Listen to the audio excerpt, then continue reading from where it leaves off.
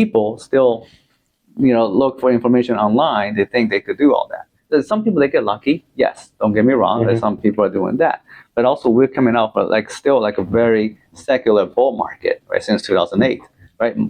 The market is still continue to grow, which is well. But then again, in the recent years or recent months, you also see the volatility. People lose a lot especially right now, of money for it, right? Yeah. Again, so then it's okay, well, they rather not pay that 1%, and they rather take a gamble their own wealth, which is kind of crazy. Well, the volatility has been pretty crazy recently. Absolutely. I was in a trading competition earlier this year. I had a 100% return in 2 weeks. It's something NVIDIA related. It's not what they did, but Jack Huang said one phrase.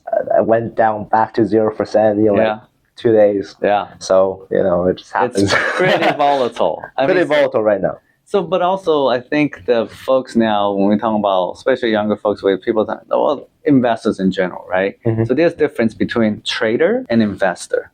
Of course. Trader, they trade, right? They buy and sell, they buy and sell, they buy and sell all day long. It's for short term. Right. An investor, what do? You have a patience. You invest for the future. You invest for the long term. And investors tend to be buy and hold, right? Rather than buy in and out. So buy and hold is always going to be a better strategy than in and out. Even though you make big bucks, quick bucks in and out, but the future is unknown. We don't know what's going to happen. Also, there's less taxes. Yes, exactly. Yes. So, yeah.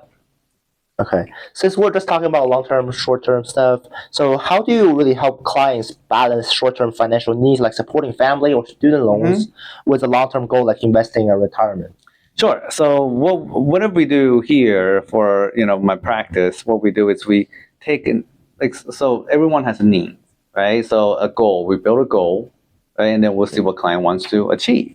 Now what we do is we put everything into our system where we have a Monte Carlo simulation type of thing. Oh, okay. Right? You run it through, you take all their assets, their holdings, and each accounts and everything we want to do.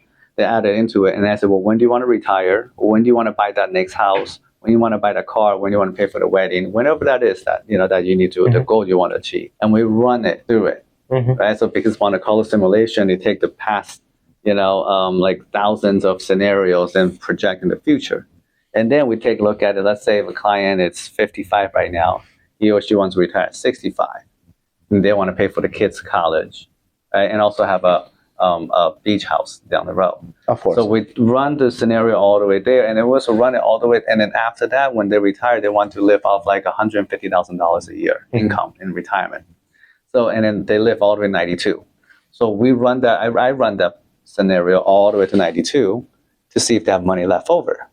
If that could support their lifestyle and what they want to achieve, then we reverse calculate back to see what type of investment that's suitable for the client. Okay. Right. If you don't do it like that, then it's almost just come up with thin air. Right. It's almost when I always tell clients, well, when do you want to retire? People are like, I don't know, 60, 65. Well, why is that number? Right. Right. Because you don't know.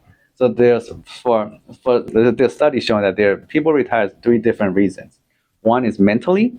So basically, people are tired already because they've been working all their lives. And say, I'm tired. I don't want to work anymore. That's mentally. That's one. The second one is financially.